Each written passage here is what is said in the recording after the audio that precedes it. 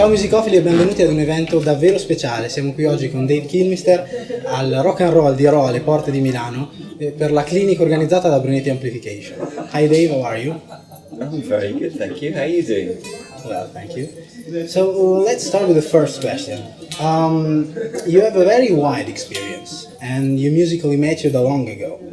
But did play with an artist like Roger Waters change your musical standards? I don't know about standards. It made me appreciate the power of simple music, slow, simple music. You know, you can see it has such a huge effect on the audience. I've always come from a very sort of a rock background, I guess. A lot of high energy kind of guitar playing, and sometimes when you're playing very slow music, you just think you want to add some kind of sort of excitement to it. But actually, a lot of the Pink Floyd tunes are obviously very slow. You know, we'll be stood on stage and they'll count you in, and you 1, 2, 3. But you know that when you play that music, the effect it has on the audience is absolutely incredible. And it's almost like slow music. Yeah, yeah, you do, and it's almost like people having this sort of religious experience. So it's kind of made me appreciate a whole speed of music that I'd never really encountered before. Yeah.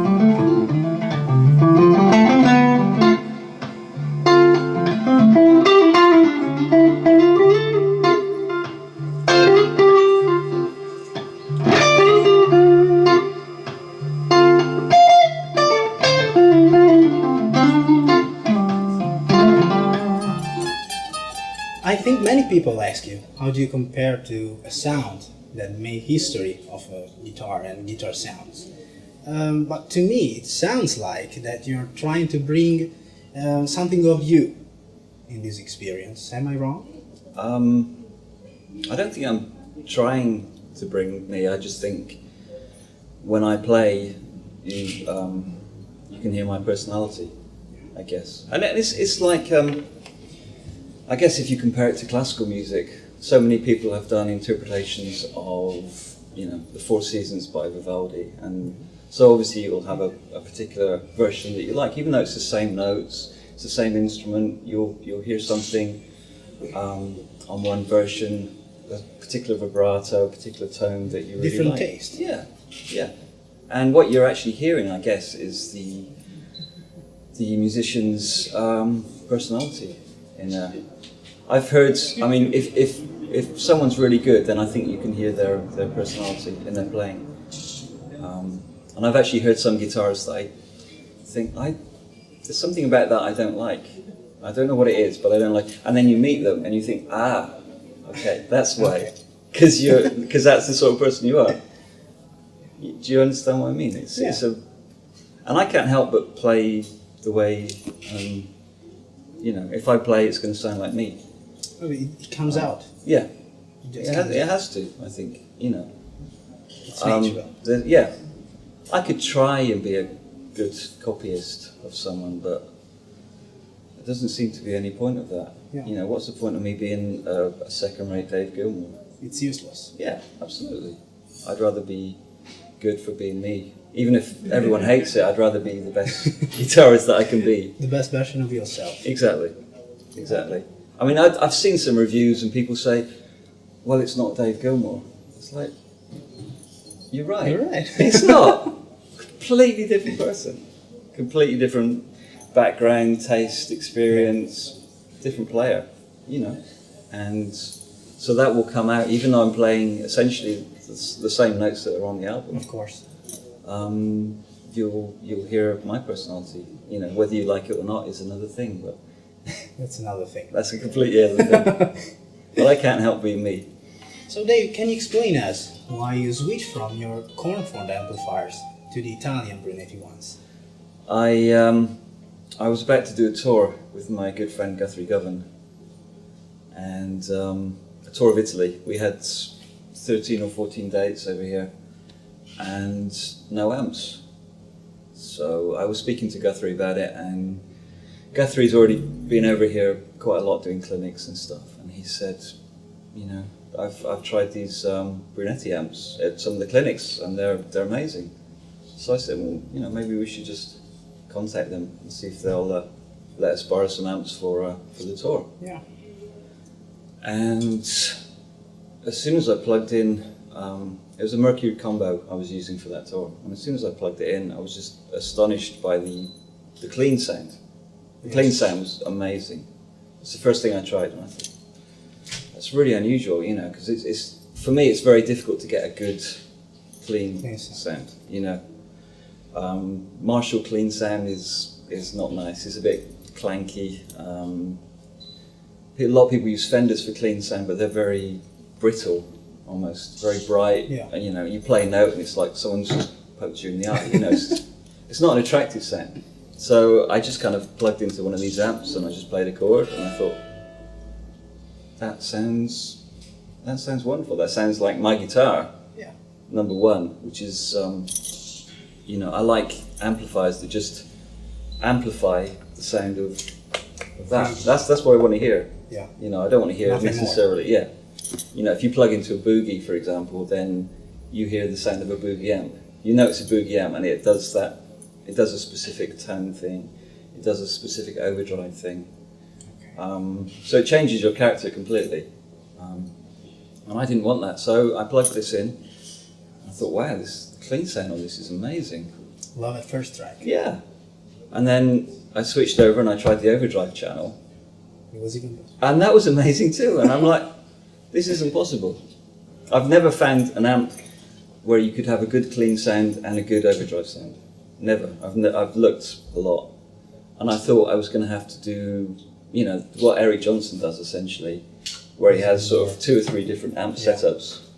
So you find something that does a really good clean sound, really good overdrive. I didn't think it was possible to find both in one amp. And then you found Brunetti. Then I found Brunetti. So after the tour, I thought the first thing I thought if these amps sound the same, you know, for the 2 weeks, and if they last being rattled around in the back of a van, you know, if they're roadworthy, if they can stand up to that, then Roadproof. yeah, then I'm going to see if I can get some for this for the Roger Waters tour, and they did, and Marco's been amazing at you know, helping out, and we're talking about possibly doing a signature model maybe later as well. But wow, yeah, that's great news. I know, but at the moment I'm using these Mercury heads and cabs on the main stage, and everyone that I've spoke to, everyone's been commenting on how great, how amazing the guitar sound is, you know, because when we played LA at the Staples, Eddie Van Halen was there, Steve Vai was there, Slash was there, Kirk Hammett was there, Billy Corgan was there, guy from Rage Against the Machine, you know, just Rock and Roll Hall of Fame. Yeah, totally. And my friend at Dunlop said, you know, I've been speaking to a lot of these guys after the concert, and they said, who's this long-haired guitarist, and how does he get that amazing sound? Oh, this is good. It's a good thing. And tell us how it's working with Marco Brunetti as a technician and as a person too, obviously. As well as as a person, he's amazing. He's been so. I guess in a way, my father was a craftsman. He used to repair clocks and watches, and that's what I did when I left school. I would be in the workshop, you know. And shortly after that was when people started making digital watches. Yeah. Okay, so they're just, you can't fix them. They're just a sealed movement with a battery in it. If your watch goes wrong, you change the movement, or you change the you know, cheap, nasty. So there was no need for craftsmen anymore. And I always thought that was such a big shame, because I love craftsmanship and things, you know. And, you know, I talked to Marco, and he's a craftsman at what he does. I mean, look at this. Look at this. It's beautiful. It couldn't be from anywhere else but Italy. It's just, you know, it's a wonderful. Just to look at it, it looks like a piece of art. I love it. Between Govan, Keith Emerson, and John Wetton, and now Roger Waters, you switch from very different style, very different kind of music. What would you like to say if I ask you to find one thing that makes everything common? One thing's in common between the artists. It's music. Music is a wonderful language. You know, I mean, I could sit here with an Indian sitar player, maybe an African drummer, and none of us would speak the same language, but we could sit here and we could make music for the rest of the day, and it would be wonderful. Yeah. And that's an incredible thing. I don't think you can do that with any other art form that I can think of. The only language that everyone can speak. Yeah, yeah. So the music is what ties it all together. You know, people ask how I can go from playing sort of jazz to playing rock to playing country, and it's all music. It's all notes. There's no difference. No. Just music. It's just, you know, everyone's got the same scale, the same octave to work within, and what you do with it, how you attack it, the tone that you use, the technique that you use to produce the notes. It's all, you know, it's all music at the end of the day. Yeah. And that's what fascinates me. I love to explore and experiment with different forms, and It's a little bit magical. yeah, it is. It's the best job in the world. It really is. Yes. And tell us something about your own musical projects. I know you have a few albums coming out. I have 3 albums coming out tomorrow. Wow. Coming out tomorrow, would you believe? Well, actually, one of them's been out for a little while. I have. Let's go backwards. I did an album on classical guitar, maybe about 15 or 16 years ago, which has been available through my website. But I've decided to put that on iTunes now. It's all instrumental music, just 2 classical guitars, just, you know, a lot of my own compositions. You compete with yourself. No, it was one of my old students that I used to teach. I don't know whether... Have you ever heard of a singer called Craig David? Yeah. Yeah. Well, Craig David heard that album, and he was talking to his manager about it. He said, "I really like the sound of this classical guitar thing." And the manager looked at the album and he says, "Oh, I know that guy," who was my student at the time. So my student went on to play with Craig David. He played on the first couple of albums, the first couple of tours. Wow. That's the guy you see in all the videos, Fraser. So, but before that, he was just hanging out with me and just jamming on some. That's album title? So. The album is called Playing with Fire. Okay. And it was one of the first times, probably the first time, that I'd ever found someone that I had a really good musical connection with. You know, sometimes you just sit down and play with someone and you think, okay, we're speaking exactly the same language here. You know, there's no compromise, there's no both listening to each other, both sort of going off on these little journeys, and, as you do when you improvise. And so we just decided to record an album of these compositions that I'd been messing around with. And so a lot of fun. Yeah, I had a lot of fun. So that's the first album. We've decided to put that on iTunes tomorrow. The second one is an album called, I released an album called Scarlet a couple of years ago, and I rushed to finish it before the first, not before the first tour, before the second Roger Waters tour, the Dark Side of the Moon tour that I did. We had a 2-month break, Okay. and because I'd stopped recording, I'd heard about the audition, so I couldn't finish the album, so I went away on tour for a couple of months. Then we came back, we had 2 months off for Christmas, and I thought, okay, I'm going to try and finish this so that I can have it for sale at the concerts. And I rushed it and regretted it ever since. I've never been happy with it, proud of it, whatever. So During the last break last year, I decided to go back and just fix some of the things that were bothering me, some of the vocal things, add some guitars, change some little bits, actually produce it properly. And so now it sounds like a proper rock album. Okay. So Scarlet, the director's cut, is also available tomorrow. And finally... Always in iTunes? Yes. Okay. Yeah. They will be out as CDs eventually, but that involves messing around with the artwork, and I haven't got time at the moment. I'm kind of busy doing the tour, so...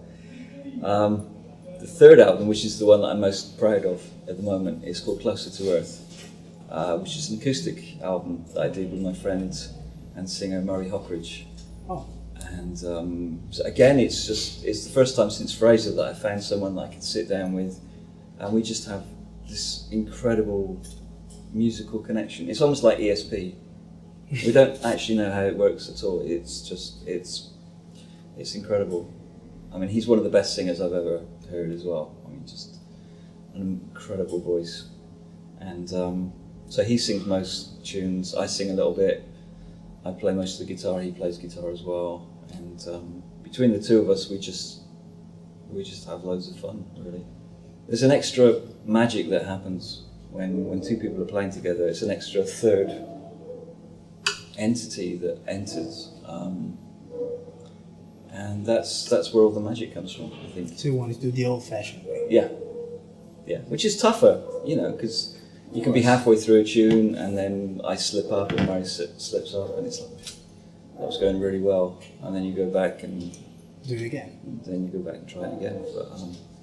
But we're such great friends, and we work together so well that we just recorded these covers, and all of a sudden it's like, this is really good. This is, and you can see the effect again. The effect it has on people is just amazing. It's we did a bunch of shows in New York earlier this year, and there'll be maybe 200 or 300 people all sat there, and no one is saying a word. You could hear a little pin drop because everyone's just really concentrating on what it is that you're doing. It's and I don't know. It feels very powerful as well. There's almost a bigger dynamic range you've got with just two people. Yeah, that's probably magic that comes out only out of acoustic I think music. So. Yeah, I think so. I mean, sometimes when we're doing stuff, we do a Led Zeppelin tune or whatever, and it just sounds like a rock band because we're both really hitting it. Murray also uses a cajon on stage as well, so he can provide. He's naturally a drummer, which presents all kinds of possibilities for the future as well. I mean, we could later on start off with the acoustic thing, and then he could get on the drums, and I can get on the electric guitar. You could get a bass player in or whatever, or maybe just some string quartet. The possibilities are just infinite. Yeah. So I'm having a lot of fun with that. That's just, it's all music with just slightly different avenues. So that's my 3 albums. I have the classical thing, I have the acoustic thing, and the rock thing. So I have a lot of different sides to my personality, I guess. So that's the only way to express that. Yes.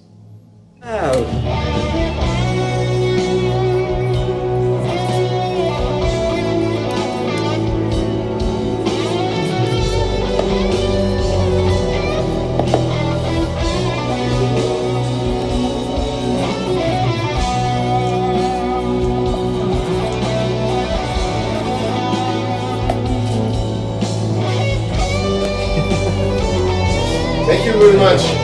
My pleasure. Well, thank you.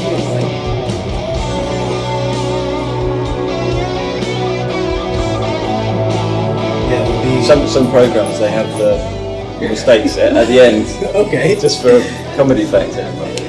Okay. It's a good question. I was about to do.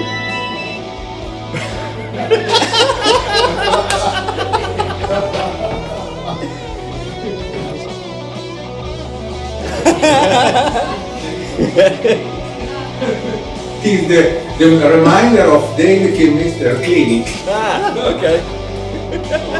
Don't be nervous, it's okay. So nervous to me. You make me sweat. Don't give me that rubbish. I don't believe you.